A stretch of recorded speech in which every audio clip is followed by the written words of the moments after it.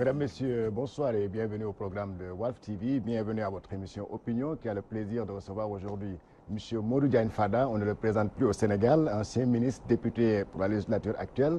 Modou Diagne Fada est le président du parti Les Démocrates Réformateurs Yessal. Il est aussi la tête de liste nationale de la coalition Manko Yessal Sénégal. Alors, Monsieur le ministre, bonsoir. Bonsoir Georges, bonsoir aux téléspectateurs et bonsoir à l'ensemble de la communauté nationale.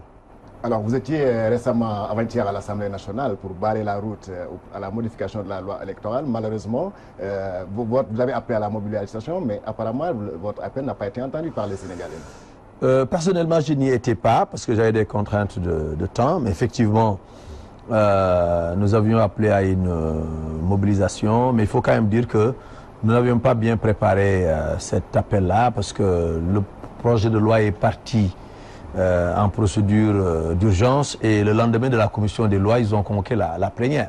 Dans ces conditions-là, pour un regroupement de partis politiques, c'était presque impossible de s'organiser pour pouvoir barrer la route, comme vous l'avez dit tout à l'heure, à ce projet de loi. Peut-être que même on se serait mieux organisé, on n'empêchera pas à la majorité mécanique de fonctionner, comme elle a l'habitude de le faire, mais au moins peut-être qu'on serait mieux placé pour pouvoir véhiculer nos messages de mobilisation. Mais en tout cas, ce n'est que partie remise, parce que je crois que ce passage en force du gouvernement par rapport à cette modification du code électoral va amener l'opposition à s'unir davantage et à s'entendre davantage. Parce qu'il faut le dire, depuis le clash depuis le clash de la grande coalition Manko Taxawu Sénégal, depuis lors, nous fonctionnons, mais un peu en rang dispersé. Je crois que c'est le moment,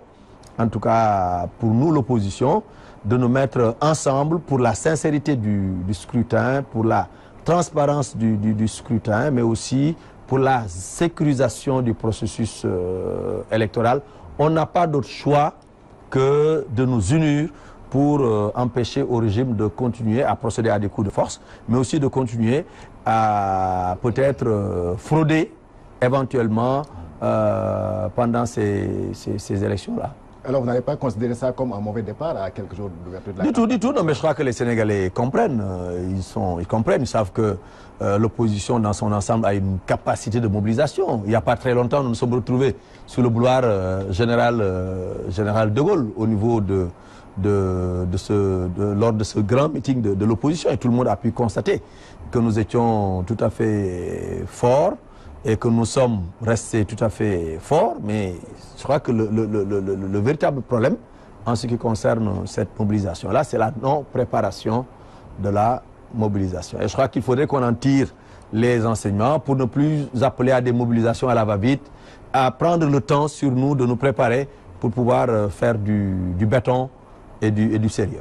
Surtout pour ne pas laisser apercevoir l'idée sur laquelle vous n'êtes pas représentatif, ou bien que le peuple sénégalais n'est pas tellement réceptif à votre message. Mais je crois que le peuple quand même sénégalais est assez conscient de la représentativité de l'opposition. Je crois que le peuple comprendra que on s'y est mal pris, on s'est précipité un peu, et puis voilà, le gouvernement a profité de cette faille-là pour passer en force. Mais venons là maintenant au projet en tant que tel. Alors pourquoi vous vous opposez à la modification Mais écoutez, alors quel est le prétexte qui est avancé? On nous dit c'est pour gagner du temps. C'est pour permettre à l'électeur de gagner du temps, c'est pour permettre à l'élection de se terminer dans les délais. Mais ce n'est pas un argument qui tient. Le fait de dire à l'électeur, vous pouvez choisir 5 bulletins, vous l'amenez déjà à perdre du temps. D'abord pour faire un premier choix. Pourquoi? Mais attends, il était plus facile pour l'électeur de venir et de ramasser les 47 bulletins et d'aller dans l'isoloir. Si vous lui dites non, vous pouvez prendre 5, il va se mettre d'abord devant les 47 bulletins pour choisir les 5 qu'il doit prendre. C'est une perte de temps. Et à l'intérieur de l'isoloir aussi, il va encore marquer un temps d'arrêt pour choisir parmi ces 5-là lequel des bulletins va-t-il introduire dans l'enveloppe pour ensuite l'introduire dans l'urne. Donc vous voyez que nous ne gagnons pas du tout du temps. Et ensuite, forcément, les représentants des partis qui seront là-bas et qui verront que leurs bulletins n'ont pas été pris pour au moins se dire, l'électeur là n'a pas voté pour nous. Mais là, on viole le secret du scrutin. Parce que ce qu'il ne faudrait pas oublier, c'est que non seulement on ne doit pas savoir pour qui l'électeur a voté, mais on ne doit pas aussi savoir pour qui il n'a pas voté. C'est ça le secret du scrutin. Donc c'est une loi qui viole le secret du scrutin. C'est une loi qui a été adoptée à l'Assemblée nationale sans consensus. Et naturellement, c'est une loi aussi qui viole le protocole additionnel de la CEDEAO qui interdit des changements majeurs substantiels sans un large consensus. Mais consensus, vous étiez seulement 11 partis ou bien 11 coalitions qui n'étaient pas d'accord sur les 47 listes. Vous savez que le consensus, ce n'est pas la majorité. Tout à fait. Le consensus, on l'obtient sans voter. C'est-à-dire, on discute, on négocie, on avance jusqu'à nous accorder sur un consensus. C'est ça le consensus. Ce n'est pas demander aux partis politiques présents de voter ou bien aux partis politiques présents de se déterminer. Même s'il y avait une seule voix discordante, ce n'est pas un consensus. On n'a pas dit qu'il fallait avoir, parce que ce n'est pas l'unanimité qui était recherchée, ce n'est pas la majorité qui était recherchée, ce n'est pas une rencontre, il fallait déterminer les partis minoritaires. C'était une rencontre pour trouver un consensus. Et il n'y a pas eu de consensus. Et quels sont les partis politiques qui ne sont pas d'accord? C'est quand même les principales coalitions de l'opposition.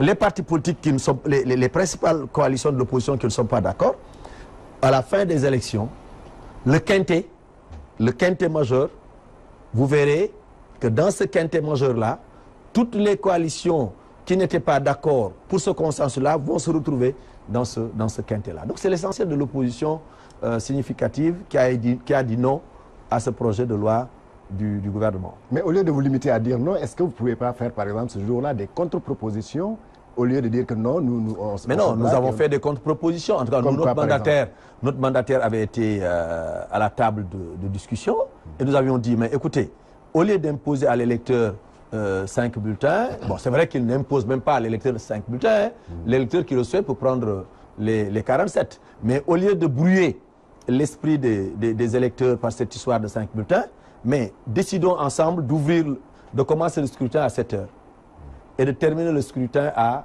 20 heures. Prenons des dispositions dans les villages éloignés pour qu'il y ait de la lumière, pour permettre au vote de se poursuivre.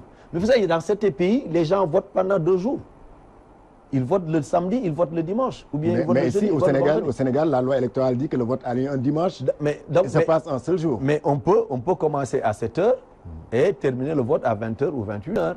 Je crois que ça allait permettre à tout un chacun qui le désire de pouvoir participer aux élections et peut-être de tenir compte un peu de la floraison de bulletins des partis politiques. C'est vrai que dans cette situation-là aussi, le pouvoir est responsable parce qu'il a parrainé des listes, mais nous aussi... Vous avez la preuve qu'il a parrainé des listes? Ben, vous savez, la preuve, c'est toujours difficile à avoir.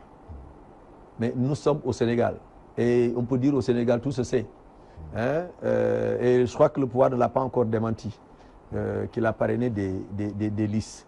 Bon, il a sa part de responsabilité sur ça. Mais aussi, l'autre responsabilité que la majorité a dans cette situation-là, c'est que lors de la révision du code électoral, l'opposition a proposé le bulletin unique.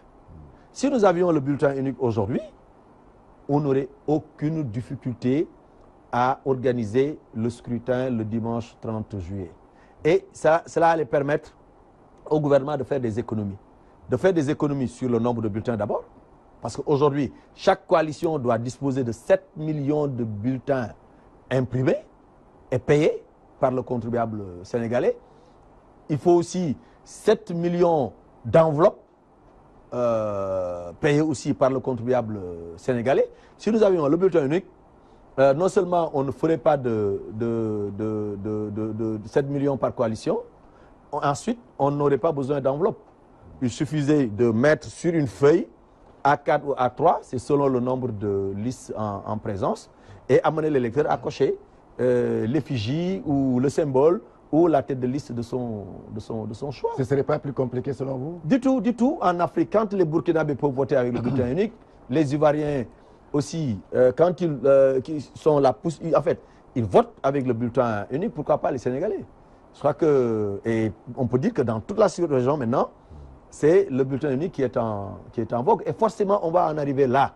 Parce qu'encore une fois, on ne peut plus continuer à... D'abord, on ne peut pas... La démocratie ne nous permet pas de dire à un Sénégalais, vous n'avez pas le droit de solliciter les suffrages des Sénégalais. Donc, il faut, je crois, trouver des consensus techniques, électoralement acceptables, pour permettre la bonne tenue des élections. Donc, la majorité a refusé cette proposition de l'opposition. Bon, c'est vrai que nous aussi, on aurait pu nous entendre hein, pour avoir 4-5 listes, mais on s'est aussi divisé, donc on n'est pas aussi totalement... on ne peut pas dire que l'opposition n'a pas aussi une part de responsabilité. Si, d'ailleurs, le ministre de l'Intérieur l'a dit hier, il a dit que l'opposition a une part de responsabilité parce qu'il y a au moins une dizaine de listes qui sont issues de Manko. Non, mais non, il a la division de l'opposition. Ouais, mais il a mal dit. C'est pas exactement ça. Ce qu'il faut dire, c'est que il y a plusieurs partis, plusieurs coalitions qui se réclament de l'opposition. On aurait dû, en tout cas, nous entendre à travers la grande coalition Manko Taxawu Sénégal. Mais malheureusement, pour des questions d'ego, pour des questions de préséance, on n'a pas pu trouver un large consensus. Mais je rappelle qu'il n'y a que 3 listes qui sont nées de Manko Taxawu Sénégal. C'est Manko Taxawu Sénégal, c'est Coalition Gagnante Wattu Sénégal et Manko Yessal Sénégal. Donc il n'y a que 3 listes qui sont sorties de Manko. Toutes les autres listes-là, qui ont été citées par M. le ministre de l'Intérieur, ne faisaient pas partie de la grande coalition Manko Taxawu Sénégal. Eux, ils avaient déjà pris sur eux d'aller sur leur propre bannière aux élections législatives. Alors maintenant que la loi est passée comme lettre à la poste, comme on dit, alors l'opposition a décidé de se pourvoir pour aller déposer un recours au Conseil constitutionnel. Est-ce que vous croyez quelle est la pertinence selon vous de ce recours? Mais c'est la loi, mais on s'attend pas à grand-chose. Hein. On connaît la chanson. Hein. Moi, en tant que président du groupe parlementaire, il y a beaucoup de lois qui ont été adoptées à l'Assemblée nationale. J'ai été amené à introduire un recours auprès du Conseil. Donc vous l'avez fait sans conviction? Non, moi je crois que il faut d'abord, ça doit être un point négatif pour le gouvernement. Et je crois que l'opposition doit, comme je l'ai dit tout à l'heure, se regrouper, non seulement pour se battre autour de ce point-là, mais pour se battre autour du retrait des cartes, autour de la distribution des cartes d'électeurs, mais autour aussi de la transparence des élections. Parce que si nous ne faisons rien, ça va être extrêmement difficile pour l'opposition de s'en sortir. On n'a pas le droit de ne pas faire quelque chose. Au moins avoir une coopération électorale entre partis membres de l'opposition pour nous assurer que dans tous les bureaux de vote du Sénégal, au moins dans chaque bureau, il y aura un représentant de l'opposition. Ça, je crois qu'au moins c'est la moindre des choses. En tout cas, nous, l'appel que nous lançons à nos militants, à nos responsables qui sont dans les différents départements, nous leur demandons de se mettre ensemble avec les partis d'opposition pour au moins garantir la sincérité et la transparence des scrutins du scrutin à l'intérieur des bureaux de vote. Parce que je crois que cette coopération électorale, c'est le minimum que nous pouvons faire pour au moins se barrer la route aux tentatives de fraude de la majorité. Vous parlez d'élections transparentes, régulières, mais n'est-il pas un peu risqué d'organiser des élections en période hivernale avec les risques d'inondation dans les écoles où doivent passer le vote? Mais je crois que le gouvernement, c'est lui qui a convoqué, c'est le président qui a convoqué le collège électoral, qui a pris un décret pour fixer la date des élections. Il sera responsable de tout ce qui adviendra dans l'organisation pratique du scrutin. Nous sommes en période d'hivernage. Et beaucoup de bureaux de vote dans la campagne sont installés dans des abris provisoires. Mais si ça pleut le jour des élections, ça va être la catastrophe.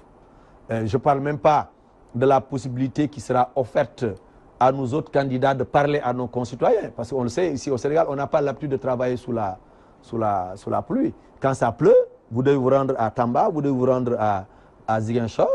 Il y a la pluie, ça va être un problème. Donc, ça, je crois que c'est un véritable problème, mais l'opposition n'est pas responsable de cette situation. Alors, au-delà de l'aspect de l'hivernage, est-ce que vous pensez, au rythme où vont les choses, croyez pouvoir avoir une masse critique d'électeurs qui vont récupérer leurs cartes et aller voter le jour moi, je crois que pour avoir une assemblée quand même légitime? Moi, l'inquiétude que j'ai, c'est effectivement le taux de participation. Parce qu'il y a beaucoup de facteurs qui n'interviennent pas en faveur d'un bon taux de participation. C'est lesquels? Vous avez d'abord parlé de l'hivernage, ce qui est un facteur non négligeable. Ensuite, le retrait des cartes. Aujourd'hui, ils disent qu'ils ont 6 millions et quelques enrôlés. 6 millions de Sénégalais ont été enrôlés. Aujourd'hui, beaucoup de ces citoyens-là n'ont pas encore leur carte produite, tout simplement. Celles qui sont produites ne sont pas encore mises à la disposition des populations. Et celles qui sont mises à la disposition des populations ne sont pas encore retirées parce que tout simplement, vous voyez quelqu'un qui est de la commune de Mbadiane, pour parler d'un cas de l'arrondissement de Darou Moussi, quelqu'un qui est de la commune de Mbadiane, mais qui avait été enrôlé par la commission administrative de Darou Moussi. Il ne sait pas où est-ce qu'il doit aller prendre sa carte. Est-ce qu'il doit aller à Darou Moussi, mais est-ce qu'il doit rester à Mbadiane? Quelqu'un qui a été enrôlé dans la commune de Kébémer, il ne sait pas où est-ce qu'il doit aller pour prendre sa carte. Parfois, les cartes sont restées au niveau de la capitale départementale, ou bien sont restées au niveau de la sous-préfecture, et les populations ne sont pas informées. Donc, je crois que nous allons rencontrer d'énormes difficultés dans la distribution des cartes d'électeurs.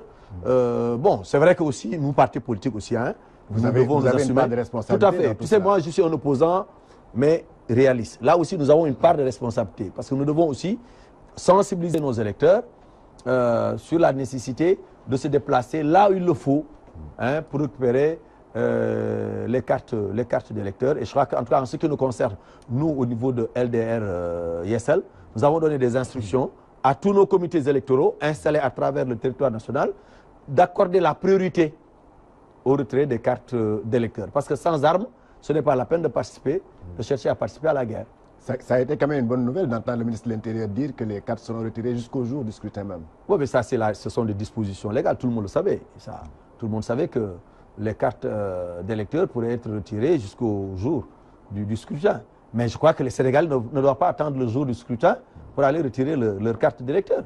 Il faut qu'ils aillent le faire le plus tôt possible. Mais il faut aussi qu'ils acceptent de fournir les efforts nécessaires pour retrouver les cartes d'électeurs. Un citoyen doit disposer de sa carte d'identification, doit disposer de sa carte d'électeur. Donc chacun d'entre nous doit fournir les efforts nécessaires pour récupérer sa carte d'électeur. Sinon, on n'est pas totalement citoyen. Croyez-vous qu'avec tout ce que vous venez de citer comme couac ou bien irrégularité, on peut avoir des élections transparentes, régulières et sincères? Ben, c'est ça encore la grande problématique. C'est pourquoi l'opposition doit s'unir. Parce que c'est nous qui avons intérêt à ce qu'il y ait des élections libres et transparentes. Le gouvernement n'en a pas intérêt. Pourquoi? Mais il n'en a pas intérêt. Parce que le gouvernement a beaucoup de moyens financiers, le gouvernement a beaucoup de véhicules, le gouvernement est prêt à mobiliser ces gens un peu partout à travers le Sénégal pour qu'ils aillent peut-être voter. Nous avons des moyens limités, nous n'avons pas de véhicules. Il n'y a pas une coalition de l'opposition aujourd'hui qui dispose suffisamment de moyens pour faire face aux dépenses. Donc nous, tout ce que nous pouvons faire, c'est d'abord être sûr d'être représentés dans tous les bureaux de vote. Être sûr aussi que les militants que nous avons seront suffisamment courageux, en tout cas s'armeront de courage, de détermination et d'engagement pour le jour des élections, malgré la pluie éventuellement, malgré l'hivernage, malgré les champs. C'est un seul jour. Il ne faut pas que les Sénégalais, oui, nous étions partis au champ. Oui, les champs, c'est très bien. Mais mieux vaut travailler à installer un gouvernement qui va vous aider à avoir des semences de qualité, qui va vous aider à avoir des intrants, qui va vous aider à travailler et à gagner correctement sa vie. Et c'est une seule journée que nous demandons au peuple sénégalais. Si le peuple sénégalais se mobilise, l'opposition pourra sortir vainqueur des prochaines élections législatives. Étant donné que vous savez que toutes les conditions, en tout cas, il y a des conditions qui ne sont pas réunies pour une bonne organisation des élections, pourquoi ne pas les repousser? Repousser? Ben, est-ce que ce serait là aussi violer le calendrier républicain? Non, c'est après un consensus, bien sûr. Mais ça va être difficile, au moment où nous parlons, ça va être difficile d'obtenir un consensus. On n'a pas pu obtenir un consensus pour le nombre de bulletins à prendre pour introduire dans l'urne. Est-ce qu'il est possible aujourd'hui d'envisager un consensus autour d'un éventuel report des élections législatives? Je ne le pense pas. Alors, que répondez-vous à votre collègue, le président du groupe de la majorité, qui dit que nous sommes en face d'une opposition affaiblie et en crise? Affaiblie comment? Mais il est dans son rôle de président de groupe parlementaire de la majorité sortante. Hein? Mais aujourd'hui, on est à quelques encablures des prochaines élections législatives. Attendons de voir les résultats pour savoir est-ce que l'actuelle majorité va pouvoir conforter sa position ou bien va voir ses positions affaiblies. Et je crois qu'au bout du compte, il verra que c'est plutôt le pouvoir qui est affaibli, mais pas l'opposition. Je crois que l'opposition s'est renforcée dans son ensemble. Je ne suis pas sûr que le président Sall puisse avoir 65% des électeurs le 30 juillet 2017. Et à partir de ce moment-là, ben, peut-être qu'on va encore l'interroger pour lui demander est-ce que c'est l'opposition qui s'est affaiblie ou bien est-ce que c'est la majorité qui s'est affaiblie? Alors, le rêve de l'opposition au début, quand vous aviez mis sur place Manko Taxawu Sénégal, c'était d'imposer, comme vous l'aviez dit, la cohabitation au président Sall à l'Assemblée. Oui. Mais avec maintenant cette éclosion, je ne peux pas dire, ce tiraillement, est-ce que vous pourrez maintenant, est-ce que ce rêve-là est-il devenu possible? Non. En toute objectivité, ça va être difficile pour l'opposition d'imposer la cohabitation. Parce que nous avons un système électoral démodé qui favorise la majoritaire, donc l'élection majoritaire, qui favorise le raw gadu, comme on le dit, au détriment de la liste proportionnelle. Alors que là aussi, tous les pays qui nous entourent nous ont dépassés. J'ai quand même été souvent amené à observer des élections législatives ou présidentielles dans la sous-région. En Côte d'Ivoire, au Burkina, au Mali, au Niger, un peu partout au sein de la communauté, au sein de l'UEMOA. Mais notre mode de scrutin est un mode de scrutin dépassé. Vous partez dans la sous-région, si nous devions élire 7 députés de Dakar, toutes les coalitions qui sont en lice dans le département de Dakar, à la fin du scrutin, vont se partager les 7 députés. Chacun selon le nombre de voix obtenu. Ici, vous devancez une coalition d'une voix, vous prenez tous les 7 députés. Mais entre nous, ces 7 députés qui partiront de Dakar ne représenteront pas tous les segments de la vie politique locale de Dakar. Donc je crois que ça, il faut qu'on corrige ce mode de scrutin. Et c'est ce mode de scrutin-là qui favorise les partis au pouvoir ou les coalitions au pouvoir. Maintenant, nous, au niveau de l'opposition, là où nous devons nous battre, c'est sur la liste nationale. La liste nationale est intégralement proportionnelle. Nous avons 60 candidats. Chacun de nous a 60 candidats sur la liste nationale. À la fin, au décompte final, on verra si la coalition Benno Bokk Yakaar a pu obtenir 30 députés ou pas. Parce que vous ne pensez pas qu'il puisse avoir... Non, je dis. C'est ça l'enjeu. L'enjeu pour nous, tenant compte du mode de scrutin, c'est la liste nationale. Combien de députés les autres coalitions qui ne sont pas de Benno Bokk Yakaar vont pouvoir placer sur la liste nationale? Et combien de députés la coalition qui se dit encore majoritaire va-t-elle placer sur la liste nationale? Le débat doit être orienté à ce niveau-là, mais pas autour de la cohabitation, autour de ceci, parce qu'encore une fois, le système électoral n'avantage pas du tout les partis. Mais justement, vous avez parlé du système électoral. Pourquoi n'avez-vous pas proposé des réformes à ce niveau-là pour changer le système électoral? Mais on passe tout le temps à proposer des réformes, mais nous ne disposons pas de la majorité à l'Assemblée nationale pour faire passer ces réformes-là. Quelqu'un me dira, oui, mais quand vous étiez là au pouvoir, pourquoi vous ne l'avez pas fait? Mais je réponds tout de suite, nous n'avions pas fait cela, peut-être que nous n'avions pas fait aussi autre chose, et c'est la raison pour laquelle les Sénégalais nous ont enlevés d'ici. Ils vous ont mis pour que vous fassiez des réformes. Donc, pour que vous fassiez faire à la démocratie sénégalaise des bons. Mais il faut le dire, depuis l'arrivée de cette équipe à la tête du pays, la démocratie sénégalaise n'a pas été approfondie.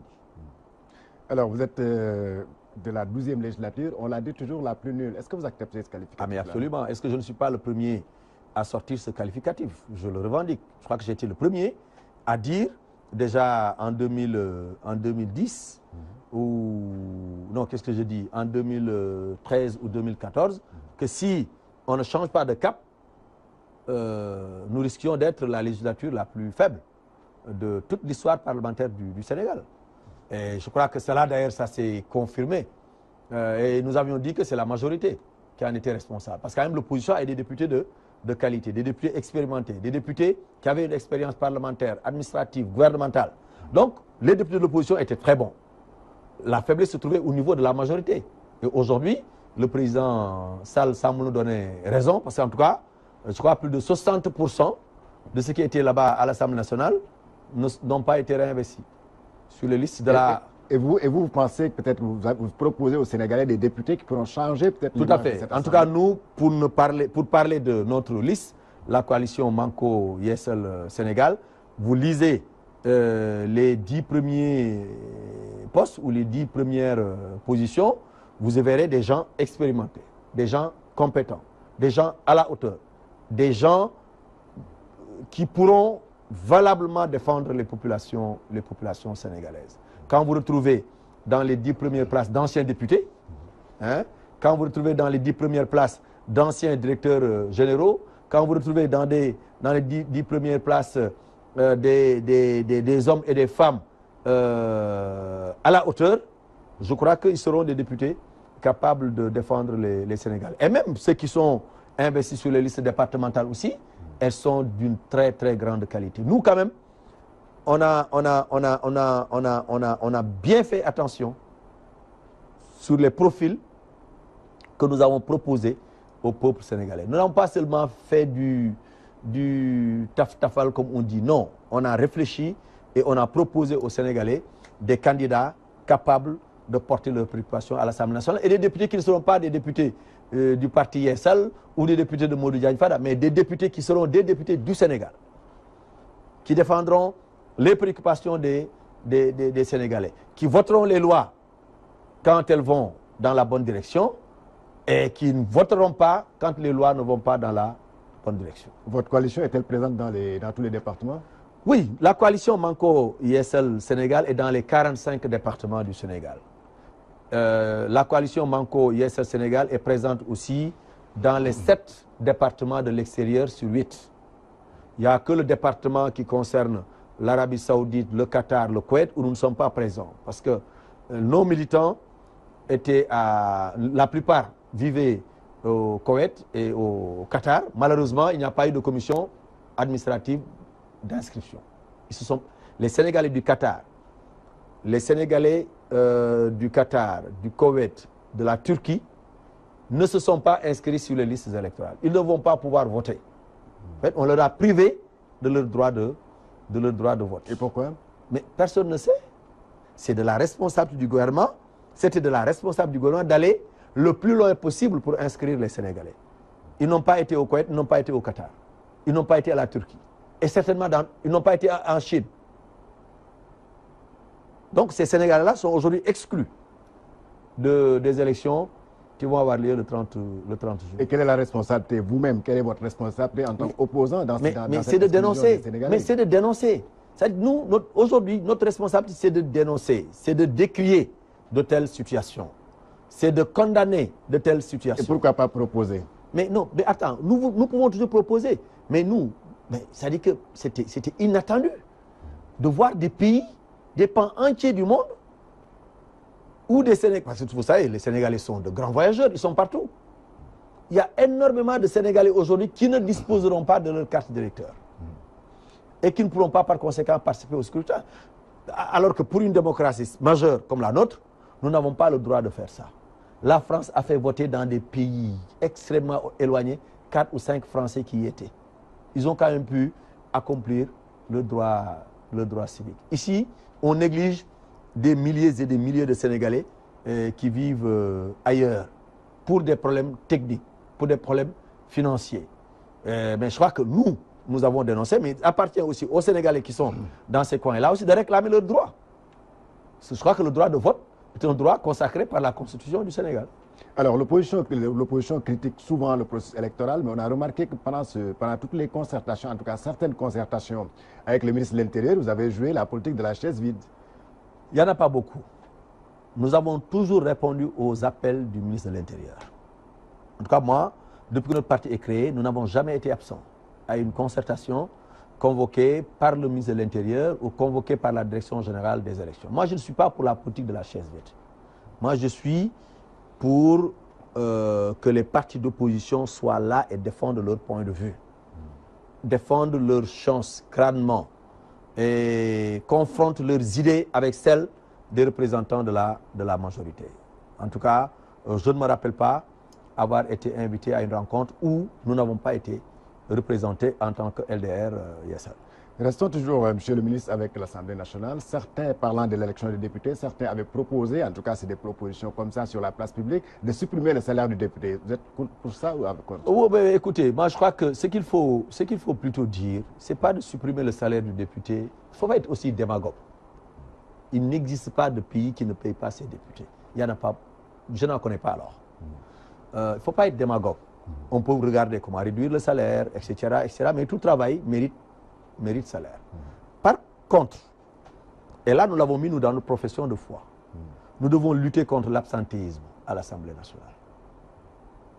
Nous avons proposé dans notre profession de foi qu'on mette des portiques à l'entrée de l'Assemblée nationale pour prendre l'heure d'entrée du député dans l'hémicycle et de pouvoir le récompenser positivement ou le sanctionner négativement. Bon, s'il vient à l'heure, il doit bénéficier de primes d'assiduité. S'il ne vient pas à l'heure, il doit prendre des sanctions dans son traitement salarial. Parce qu'encore une fois, l'absentéisme est en train de tuer le débat parlementaire. Ensuite, permettre à l'Assemblée, permettre aux députés de pouvoir faire des propositions de loi. Aujourd'hui, oui, c'est admis par la loi, mais ce n'est pas la peine d'entreprendre. Parce que si vous êtes de l'opposition, vous entreprenez, la majorité va s'opposer. Et même si la majorité elle-même propose, si c'est une idée pertinente, on le dira, mais où est-ce que vous allez trouver les sources de financement? Quand vous faites une proposition de loi, le député, on vous demande toujours, est-ce que vous allez trouver le financement de ce que vous proposez? C'est un frein à l'initiative parlementaire. Si nous avions des commissions parlementaires à la hauteur, compétentes, qui prendront en charge les préoccupations des Sénégalais, quand on parle de ceci ou de cela, quand un débat fait rage, quand un directeur général est bouillé dans ceci, qu'il soit possible à ces commissions d'enquête de les entendre, je crois que les gens se rendront compte de l'utilité de l'Assemblée nationale. Mais aujourd'hui, beaucoup de Sénégalais ne se rendent pas compte du travail abattu par les députés à travers les commissions techniques, à travers le vote surtout de la loi de finances initiale, parce que tout simplement, on ne fait pas fonctionner l'Assemblée nationale. Je crois que c'est plutôt travailler à faire jouer à l'Assemblée nationale son rôle. C'est ça qui est mieux que de dire oui, le député ne doit pas bénéficier de ceci ou bien. Le vrai député qui s'occupe de sa base, le vrai député qui est venu de son terroir, qui s'y rend régulièrement, qui assiste à toutes les cérémonies, qui assiste à toutes les manifestations, qui est en contact avec ces populations, son salaire peut ne pas lui suffire pour prendre en charge un certain nombre de choses. Si vous devez faire le bilan de l'actuelle législature, quand même, vous ne pourriez pas ne pas citer le passage du Premier ministre, le chef du gouvernement, qui est passé au moins 7 fois devant vous pour répondre à certaines questions. 7 fois, je ne suis pas sûr. Le chef du gouvernement nous avait promis, c'était une demande des députés, nous avait promis de passer tous les mois à l'Assemblée nationale. Même s'il était passé 7 fois, il n'a pas respecté son engagement de passer tous les mois. Tous les mois, oui. Et ça, c'est un. Deuxièmement, il ne s'agit pas de dire que tout est négatif. Hein. Le fait de pouvoir nous entendre ou bien nous comprendre à l'Assemblée nationale, même si un député parle une autre langue nationale que la langue nationale Wolof ou Polar ou Diola, c'est une bonne chose. Aujourd'hui, la tradition simultanée est un acquis. Mais je rappelle que c'est un projet de la 11e législature. Donc ça, par exemple, c'est un acquis. Mais à l'Assemblée nationale, on a soit violé le règlement intérieur sur beaucoup d'aspects. Le président de l'Assemblée nationale, par exemple, il n'a pas le droit de prendre la parole. Il n'a pas le droit de faire des discours. À la fin des plénières ou bien à la fin des déclarations de politique générale, la loi ne le lui permet pas. Et on nous a habitués à une telle pratique. On n'a pas le droit de dire, pour voter le budget du ministère de l'Éducation, oui, il y a 53 inscrits, on doit limiter le temps de parole, et voilà, on doit limiter le temps de parole à 3 minutes. Et d'imposer le vote. Qui sont pour les 3 minutes? Les gens lèvent la main pour dire, oui, nous allons voter pour 3 minutes. Alors que le règlement intérieur de l'Assemblée nationale a prévu tout ça. Le député dispose au moins de 5 minutes, quel que soit le nombre d'inscrits. Il y a énormément de détails comme ça qui sont foulés au pied et personne ne parle. Donc je crois que c'est plutôt le député qui est mis dans des conditions où il ne peut pas s'exprimer, où il ne peut pas travailler, où il ne peut pas se prévaloir de son travail. C'est un peu ça qu'il faut. C'est comme ça qu'il faut le dire. Maintenant, c'est un problème beaucoup plus général parce que nous sommes dans un pays où nous sommes en face d'un régime présidentiel qui n'accorde pas beaucoup de temps, qui n'accorde pas beaucoup d'intérêt au pouvoir législatif, alors que dans les grandes démocraties, les 3 pouvoirs doivent s'équilibrer. Alors, M. Moussatine a fait une sortie ces jours-ci, pour dire, d'ailleurs une sortie qui fait débat, pour dire que l'Assemblée nationale a terminé sa mission depuis le 30 juin. C'est son interprétation. Je ne la partage pas. C'est pas la vôtre. Je ne la partage pas. Je crois que tant que la nouvelle Assemblée n'est pas installée, ben, celle qui est en cours doit continuer à voter les lois et éventuellement à jouer son rôle. C'est comme si on nous disait, oui, si le président de l'Assemblée nationale, bon, je ne veux même pas prendre cet exemple. En tout cas, ce qui est clair, c'est que tant qu'une nouvelle Assemblée n'est pas installée, celle qui est là doit continuer à fonctionner. Voilà, on va tourner cette page de l'Assemblée nationale pour revenir un peu à l'actualité politique. Le président, votre mentor, le président Wade, est annoncé à Dakar la semaine prochaine. Vous serez à l'accueil? Je ne peux pas dire que je serai à l'accueil si je suis invité. Parce que maintenant, je ne suis plus un responsable du Parti démocratique sénégalais. Je ne suis pas un membre de la coalition Wattu Sénégal. Donc, je ne peux pas comme ça. Vous allez l'accueillir en tant que père? Non, attends, non. Je vais aller lui rendre visite en tant que père. C'est différent de l'accueillir. Quand il sera au Sénégal installé, je suis son fils, je demanderai à le voir, à le rencontrer, à lui serrer la main en tant que père spirituel, en tant que grand homme d'État, grand homme politique, en tant qu'un monument de la politique africaine et internationale. Votre tête de liste de la coalition gagnante au Sénégal, ça vous dit quoi? À la place de ceux qui l'ont choisi, je ne le ferai jamais. Pourquoi? Non, mais je considère aujourd'hui que Wade a dépassé le rôle de tête de liste d'une coalition. Wade n'est plus pour une seule coalition.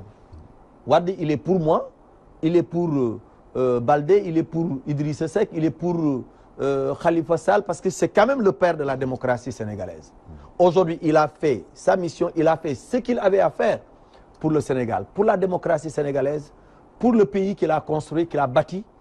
Aujourd'hui, il devait rester une référence pour tout le monde. Un conseiller pour tout le monde. Un homme de refuge pour l'ensemble de la classe politique.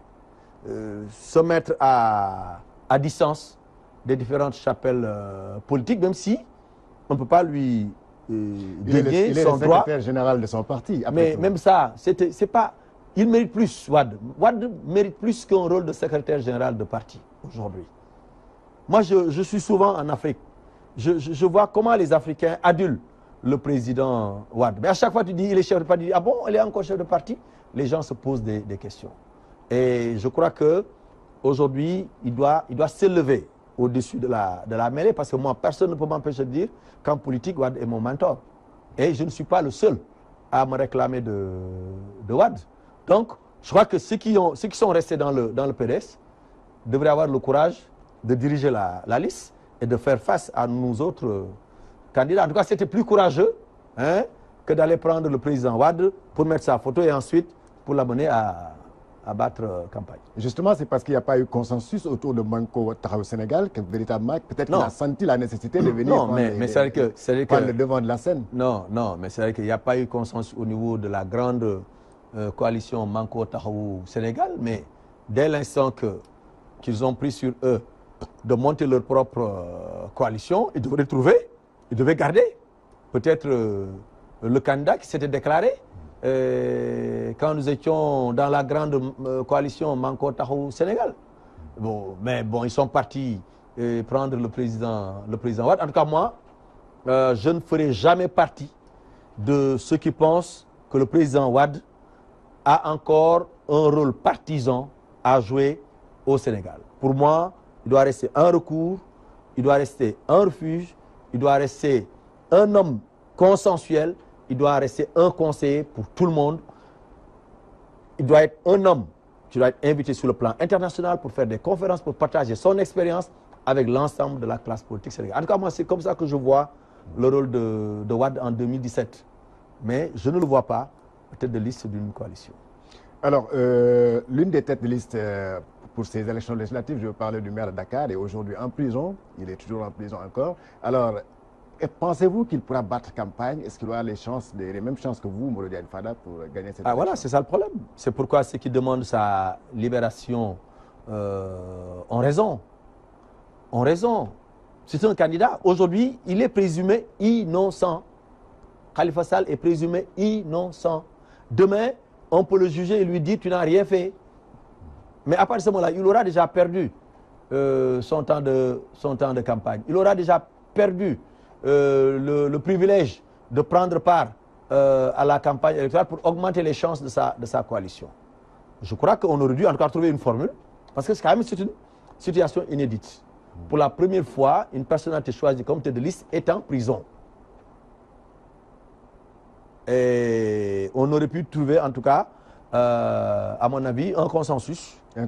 Quel genre de consensus? Je ne sais pas, peut-être... De sortir le temps de battre campagne, de faire les élections. Lui accorder, par exemple, une liberté provisoire, parce que quand même, le maire Khalifa Sall, il ne va pas fuir le Sénégal. C'est un homme quand même digne. Il ne va pas fuir le Sénégal. Il va rester au Sénégal et quand la justice aura besoin de lui, il ira encore répondre à la justice de son pays. On aurait dû, en tout cas, ce serait en tout cas plus élégant de lui accorder une liberté provisoire pour pouvoir prendre part à la campagne électorale. Voilà, nous allons fermer donc cette page politique pour parler de l'actualité avec les fuites du bac. Alors, monsieur le ministre, comment est-ce que vous appréciez cette situation qui est arrivée au Sénégal, qui semble être même une première, sinon des fuites à grande échelle de ce genre? C'est catastrophique. C'est catastrophique. C'est-à-dire, personne n'a jamais pensé que cela pouvait nous arriver. Ce qui s'est passé pour le bac de cette année, c'est inédit. Et je crois que des mesures doivent être prises pour que de tels faits ne puissent plus se reproduire à l'avenir. Parce que ça n'honore pas le pays. Ça n'honore pas le Sénégal. Ça n'honore pas la qualité de notre enseignement. Parce que quand même, le Sénégal reste un pays de référence en matière d'université. Il y a combien d'Africains qui pensent qu'il faut venir à Dakar pour faire ses études supérieures? Nous qui sortons dans la sous-région, comment nous allons regarder ces compatriotes africains qui considèrent qu'à Dakar, c'est sûr, qu'à Dakar, c'est sérieux? Non, je crois que, quelque part, nous avons tous honte de ce qui s'est passé pour cette édition du baccalauréat 2017. À qui peut-on imputer aujourd'hui la faute de ce qui est arrivé? Bon, personnellement, moi, je n'impute la responsabilité à personne. Parce que je vais être aussi franc. Il y a une enquête qui a été ouverte. Attendons la fin de l'enquête. Et je crois que l'enquête situera les responsabilités dans cette affaire. Mais en tout cas, ceux qui se rendraient coupables de quoi que ce soit par rapport à cette affaire-là doivent recevoir les sanctions qu'ils méritent. Encore une fois, ils ont terni l'image du pays, ils ont terni l'image de marque de notre enseignement supérieur. Donc vous voulez dire que ceux qui réclament déjà le départ du directeur de l'office de bac ou bien du ministre de l'enseignement sont allés trop vite en besoin? Moi je ne réclame pas le départ de qui que ce soit. Parce qu'on ne sait pas qui est encore responsable de cette situation-là. Attendons de voir quelle est la part de responsabilité de M. le ministre, quelle est la part de responsabilité de M. le directeur de l'office du BAC avant de les pousser à la démission. Je ne le vois pas comme ça parce qu'ils peuvent ne pas être responsables de ce qui s'est passé. Ce n'est pas les premières fuites ou bien les premières tricheries. L'anticipé du BAC aussi a connu le même sort. Est-ce qu'il n'est pas temps quand même de convoquer les États généraux non, il faut réformer le BAC. Il faut réformer le mode d'organisation du baccalauréat au Sénégal. Je crois que nous sommes restés très très longtemps dans cette formule d'organisation. Quelle formule faut-il réformer? Non, je crois qu'il faut d'abord... Je ne sais pas où en est le système de sécurité des épreuves. Parce que je crois que c'est à ce niveau-là où se trouve le problème. Quelles sont les commissions ou les personnes qui doivent choisir les épreuves? Et après les avoir choisies, quel est le circuit dans lequel ces épreuves-là passent avant d'arriver au niveau du président du jury? Donc, je crois que c'est à ce niveau-là qu'il faut réformer. C'est à ce niveau-là qu'il faut avoir beaucoup plus de sécurité. Bon, maintenant, parce qu'encore une fois, au XXe siècle, on ne peut pas nous parler de panne de machine, on ne peut pas nous parler de panne de système informatique. Il y a un individu, dans la chaîne, il y a un individu qui n'a pas eu le meilleur comportement. Ou des individus qui n'ont pas eu les meilleurs comportements. Ce sont ces individus-là qu'il faut identifier et sanctionner.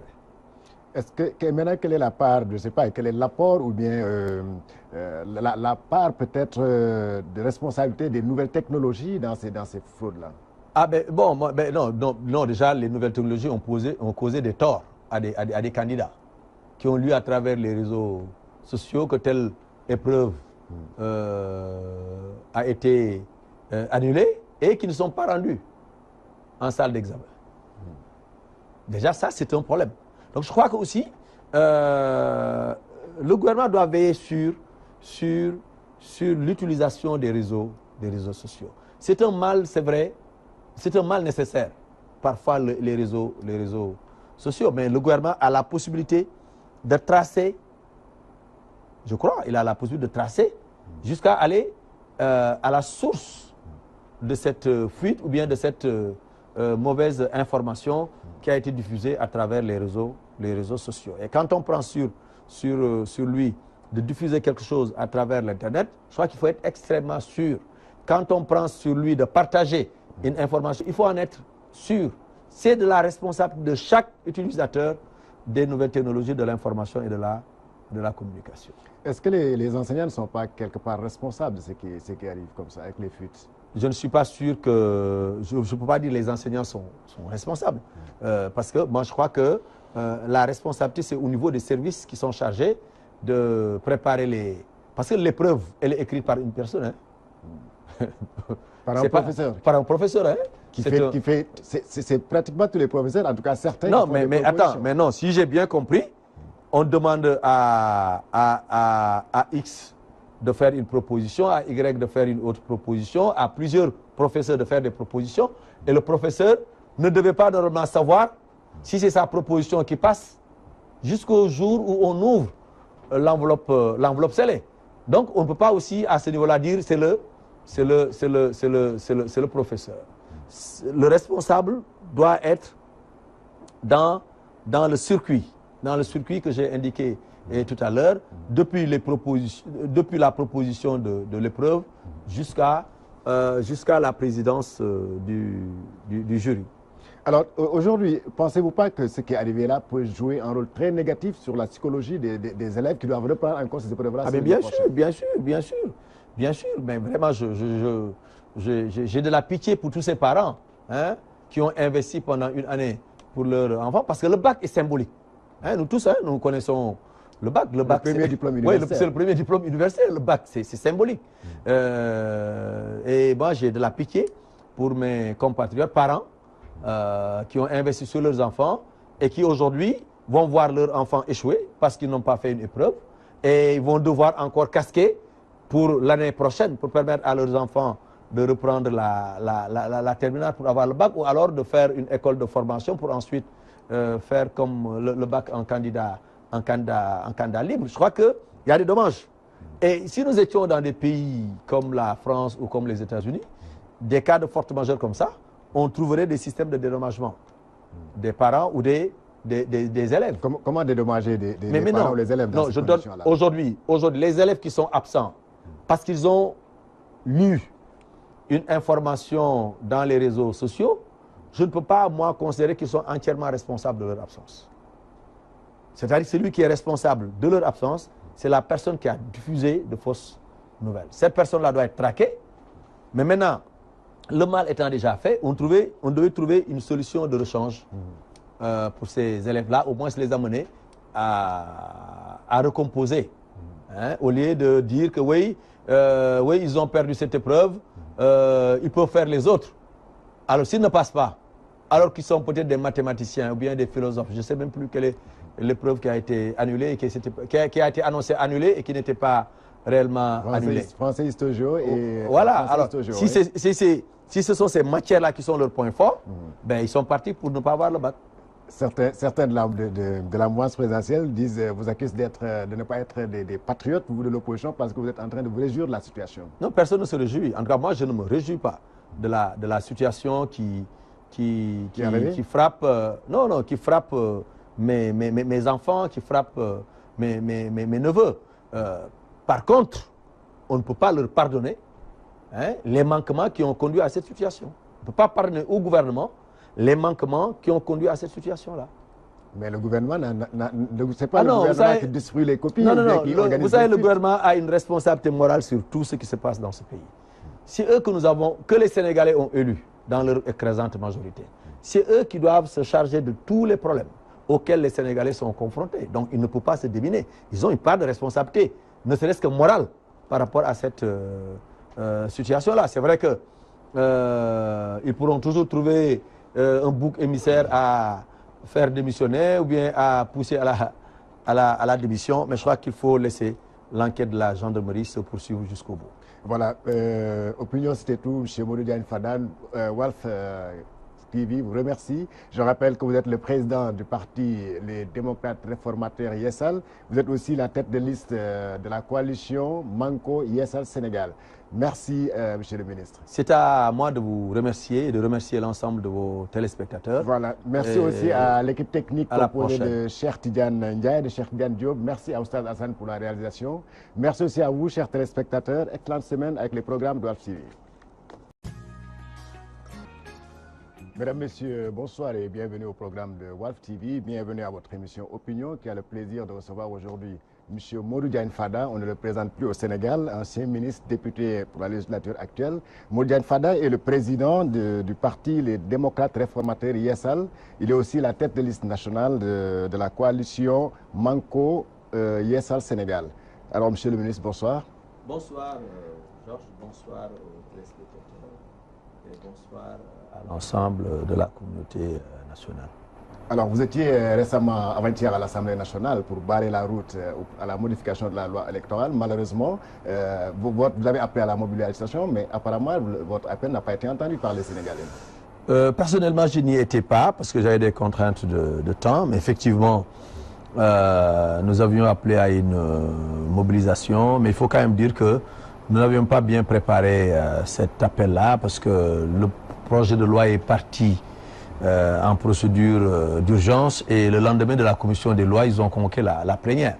Dans ces conditions-là, pour un regroupement de partis politiques, c'était presque impossible de s'organiser pour pouvoir barrer la route, comme vous l'avez dit tout à l'heure, à ce projet de loi. Peut-être que même on se serait mieux organisé, on n'empêchera pas à la majorité mécanique de fonctionner comme elle a l'habitude de le faire, mais au moins peut-être qu'on serait mieux placé pour pouvoir véhiculer nos messages de mobilisation. Mais en tout cas, ce n'est que partie remise, parce que je crois que ce passage en force du gouvernement par rapport à cette modification du code électoral va amener l'opposition à s'unir davantage et à s'entendre davantage. Parce qu'il faut le dire, depuis le clash depuis le clash de la grande coalition Manko Taxawu Sénégal, ben depuis lors, nous fonctionnons, mais un peu en rang dispersé. Je crois que c'est le moment,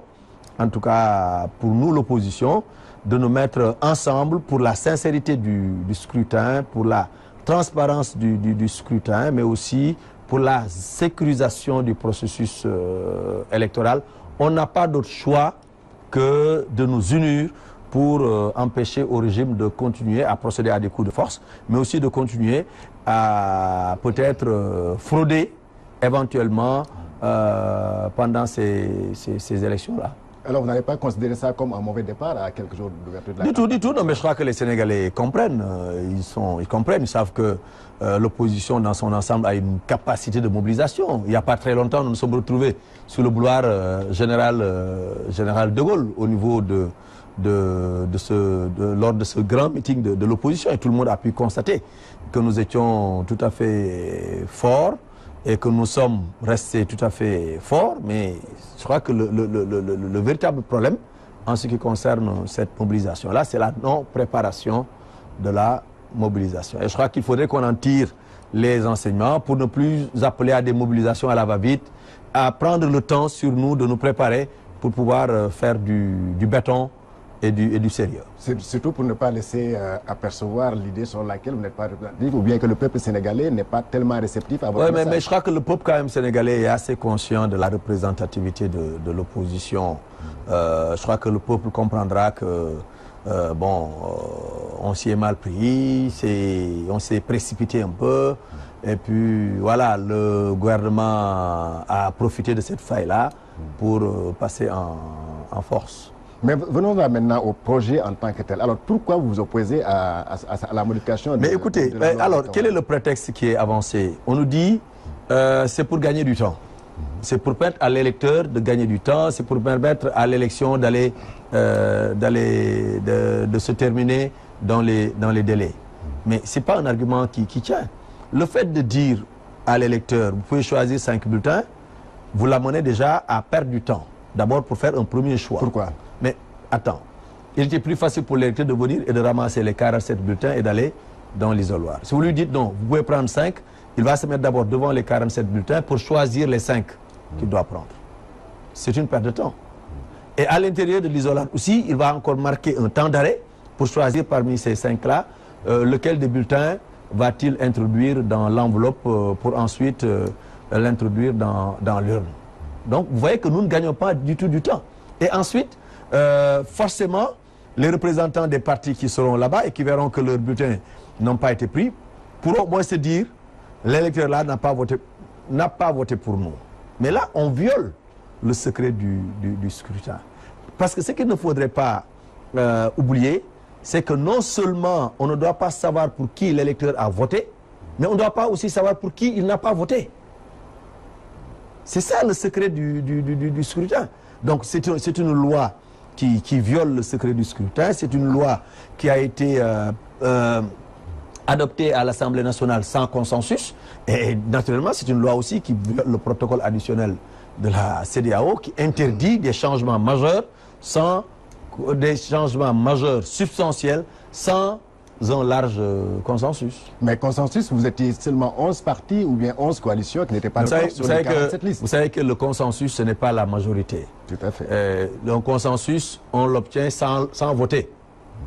C'est-à-dire, on discute, on négocie, on avance jusqu'à nous accorder sur un consensus. C'est ça le consensus. Ce n'est pas demander aux partis politiques présents de voter ou bien aux partis politiques présents de se déterminer. Même s'il y avait une seule voix discordante, ce n'est pas un consensus. On n'a pas dit qu'il fallait avoir, parce que ce n'est pas l'unanimité qui était recherchée, ce n'est pas la majorité qui était recherchée, ce n'est pas une rencontre, il fallait déterminer les partis minoritaires. C'était une rencontre pour trouver un consensus. Et il n'y a pas eu de consensus. Et quels sont les partis politiques qui ne sont pas d'accord? C'est quand même les principales coalitions de l'opposition.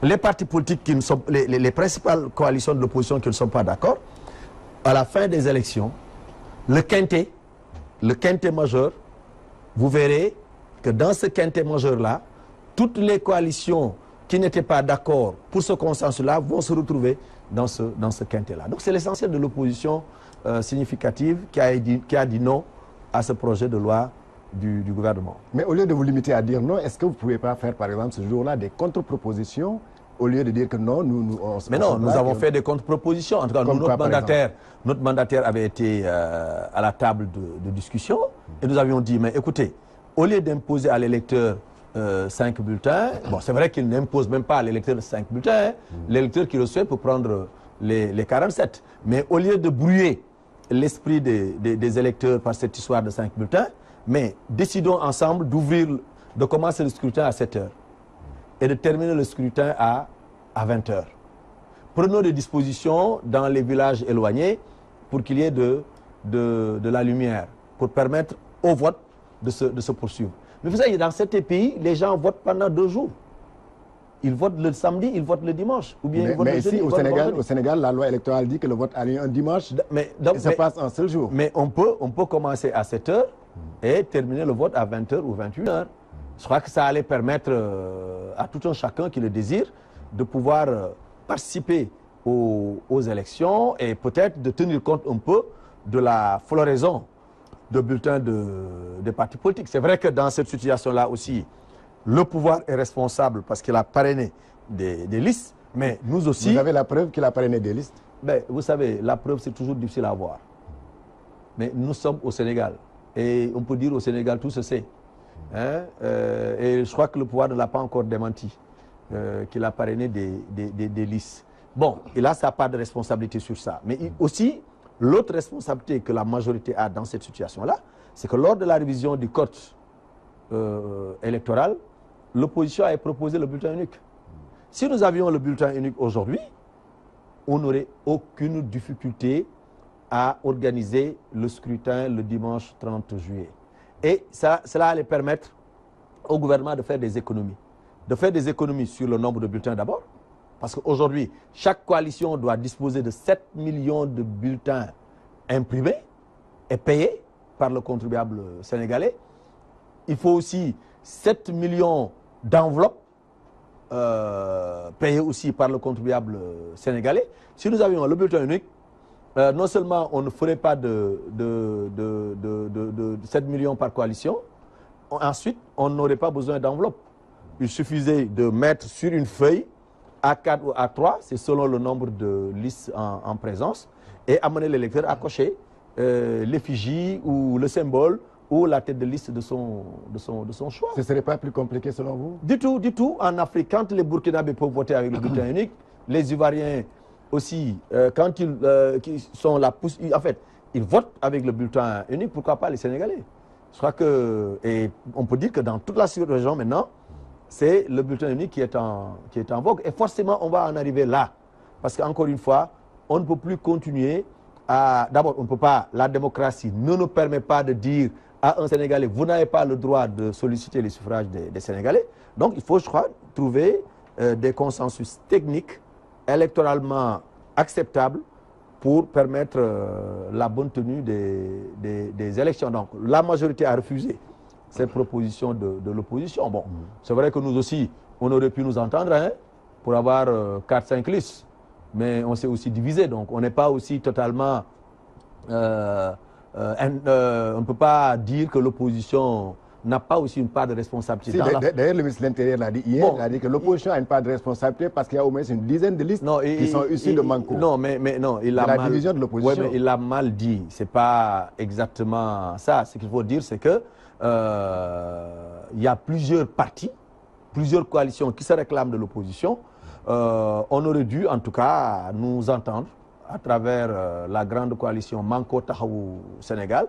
Mais malheureusement, pour des questions d'ego, pour des questions de préséance, on n'a pas pu trouver un large consensus. Mais je rappelle qu'il n'y a que 3 listes qui sont nées de Manko Tahaou Sénégal.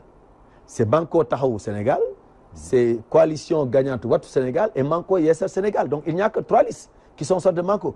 Toutes les autres listes-là, qui ont été citées par M. le ministre de l'Intérieur, ne faisaient pas partie de la grande coalition Manko Tahaou Sénégal. Eux, ils avaient déjà pris sur eux d'aller sur leur propre bannière aux élections législatives. Alors maintenant que la loi est passée comme lettre à la poste, comme on dit, alors l'opposition a décidé de se pourvoir pour aller déposer un recours au Conseil constitutionnel. Est-ce que vous croyez que quelle est la pertinence selon vous de ce recours? Mais c'est la loi, mais on s'attend pas à grand chose. Hein. On connaît la chanson. Hein. Moi, en tant que président du groupe parlementaire, il y a beaucoup de lois qui ont été adoptées à l'Assemblée nationale. J'ai été amené à introduire un recours auprès du Conseil. Donc vous l'avez fait sans conviction? Mais non, moi je crois que il faut d'abord, ça doit être un point négatif pour le gouvernement.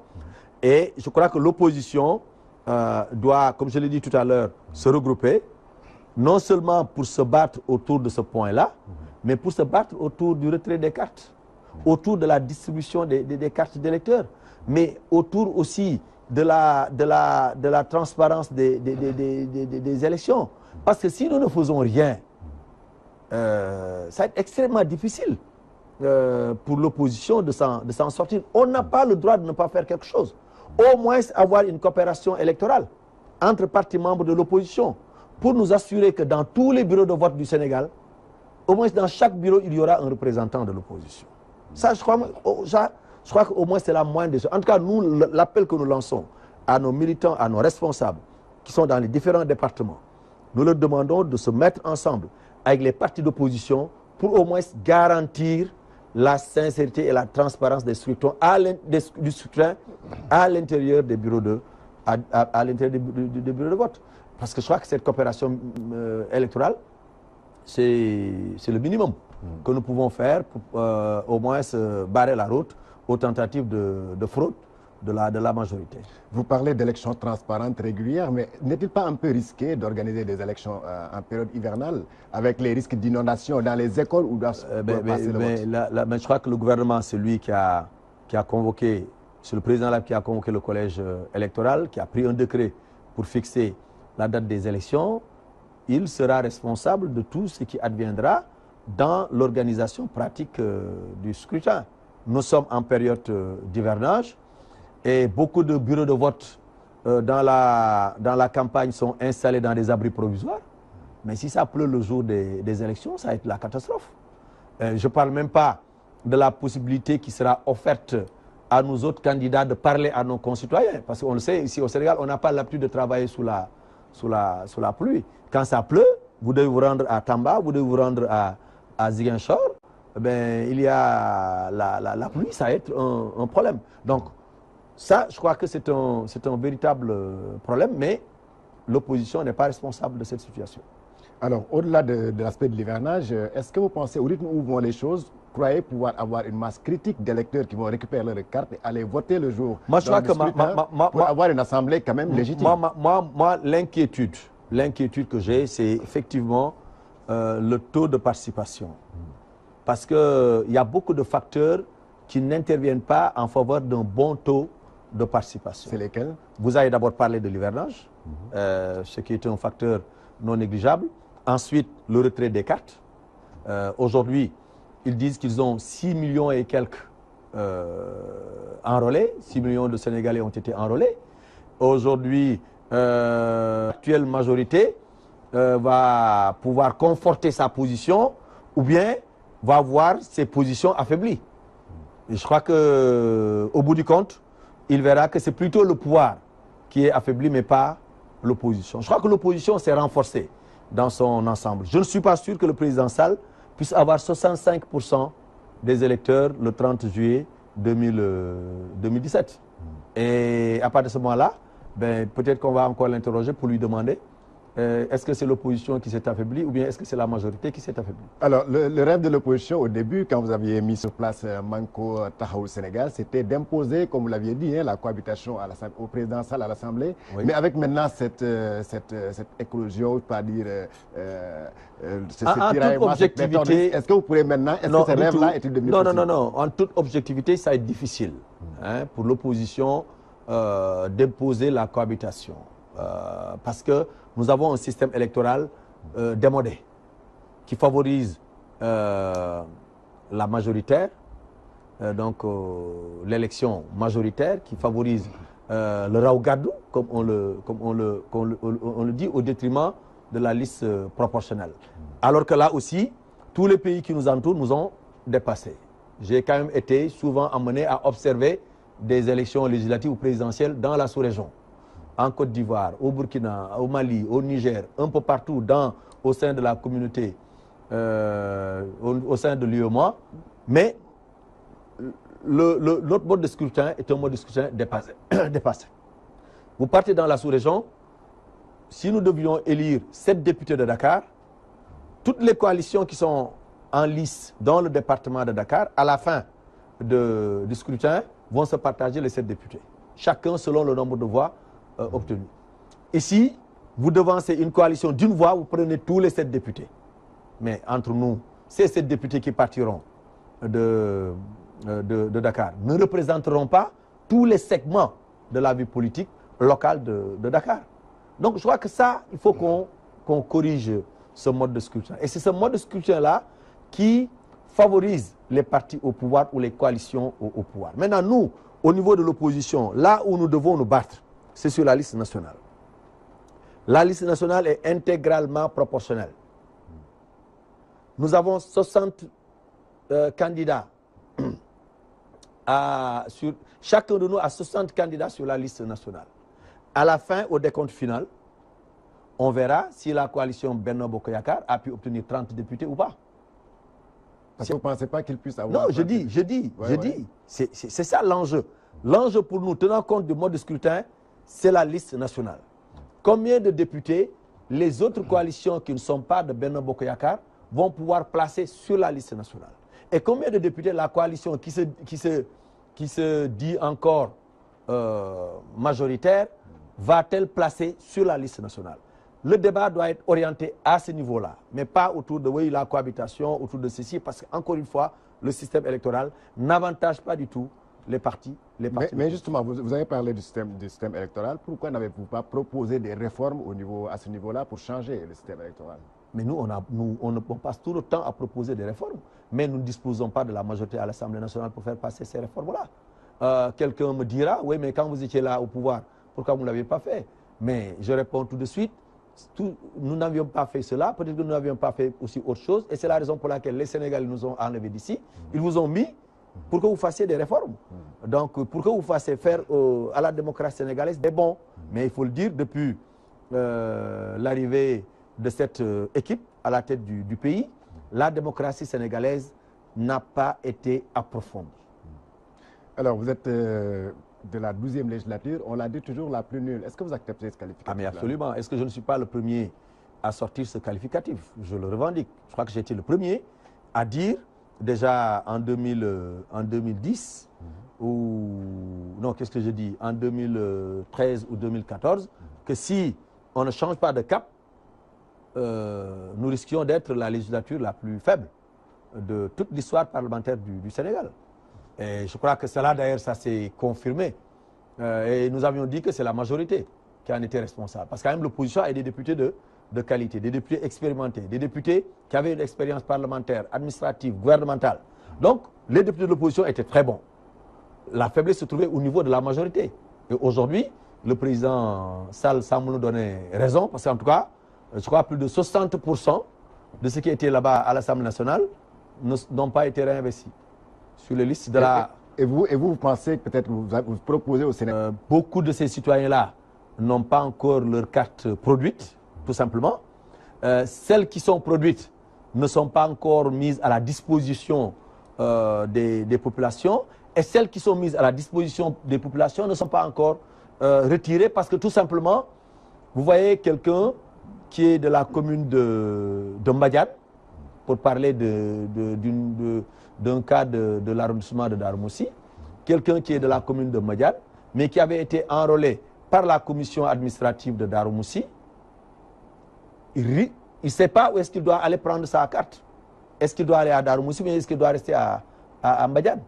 Quelqu'un qui a été enrôlé dans la commune de Kébémer, il ne sait pas où est-ce qu'il doit aller pour prendre sa carte. Parfois, les cartes sont restées au niveau de la capitale départementale ou bien sont restées au niveau de la sous-préfecture et les populations ne sont pas informées. Donc, je crois que nous rencontrons nous allons rencontrer d'énormes difficultés dans la distribution des cartes d'électeurs.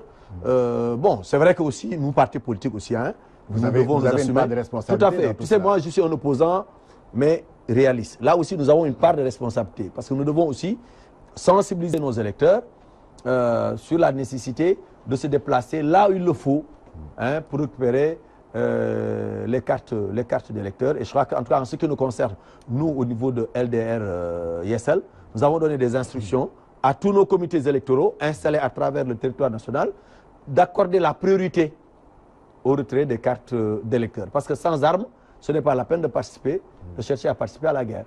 Ça a été quand même une bonne nouvelle d'entendre le ministre de l'Intérieur dire que les cartes seront retirées jusqu'au jour du scrutin même. Oui, mais ça, ce sont des dispositions légales, tout le monde le savait. Ça, tout le monde savait que les cartes d'électeurs pourraient être retirées jusqu'au jour du scrutin. Mais je crois que les Sénégalais ne doivent pas attendre le jour du scrutin pour aller retirer leur carte d'électeur. Il faut qu'ils aillent le faire le plus tôt possible. Mais il faut aussi qu'ils acceptent de fournir les efforts nécessaires pour retrouver les cartes d'électeurs. Un citoyen doit disposer de sa carte d'identification, doit disposer de sa carte d'électeur. Donc chacun d'entre nous doit fournir les efforts nécessaires pour récupérer sa carte d'électeur. Sinon, on n'est pas totalement citoyen. Croyez-vous qu'avec tout ce que vous venez de citer comme couac ou bien irrégularité, on peut avoir des élections transparentes, régulières et sincères? Ben, c'est ça encore la grande problématique. C'est pourquoi l'opposition doit s'unir. Parce que c'est nous qui avons intérêt à ce qu'il y ait des élections libres et transparentes. Le gouvernement n'en a pas intérêt. Pourquoi? Mais il n'en a pas intérêt. Parce que le gouvernement a beaucoup de moyens financiers, le gouvernement a beaucoup de véhicules, le gouvernement est prêt à mobiliser ces gens un peu partout à travers le Sénégal pour qu'ils aillent peut-être voter. Nous, nous avons des moyens limités, nous n'avons pas de véhicules. Hein? Il n'y a pas une coalition de l'opposition aujourd'hui qui dispose suffisamment de moyens pour faire face aux dépenses. Donc nous, tout ce que nous pouvons faire, c'est d'abord être sûr d'être représentés dans tous les bureaux de vote. Être sûr aussi que les militants que nous avons seront suffisamment courageux, en tout cas s'armeront de courage, de détermination et d'engagement pour le jour des élections, malgré la pluie éventuellement, malgré l'hivernage, malgré les champs, hein, c'est un seul jour. Il ne faut pas que les Sénégalais, oui, nous étions partis au champ, oui, les champs c'est très bien, mais mieux vaut travailler à installer un gouvernement qui va vous aider à avoir des semences de qualité, qui va vous aider à avoir des intrants, qui va vous aider à travailler et à gagner correctement sa vie. Et c'est une seule journée que nous demandons au peuple sénégalais. Si le peuple sénégalais se mobilise, l'opposition pourra sortir vainqueur des prochaines élections législatives. Étant donné que vous savez que toutes les conditions, en tout cas là, il y a des conditions qui ne sont pas réunies pour une bonne organisation des élections, pourquoi ne pas les repousser? Repousser? Ben, est-ce que ce serait là aussi violer le calendrier républicain? Non, serait après un consensus, bien sûr. Mais ça va être difficile, au moment où nous parlons, ça va être difficile d'obtenir un consensus. On n'a pas pu obtenir un consensus pour le nombre de bulletins à prendre pour introduire dans l'urne. Est-ce qu'il est possible aujourd'hui d'envisager un consensus autour d'un éventuel report des élections législatives? Je ne le pense pas. Alors, que répondez-vous à votre collègue, le président du groupe de la majorité, qui dit que nous sommes en face d'une opposition affaiblie et en crise? Affaiblie comment? Mais il est dans son rôle de président de groupe parlementaire de la majorité sortante. Hein? Mais aujourd'hui, on est à quelques encablures des prochaines élections législatives. Attendons de voir les résultats pour savoir est-ce que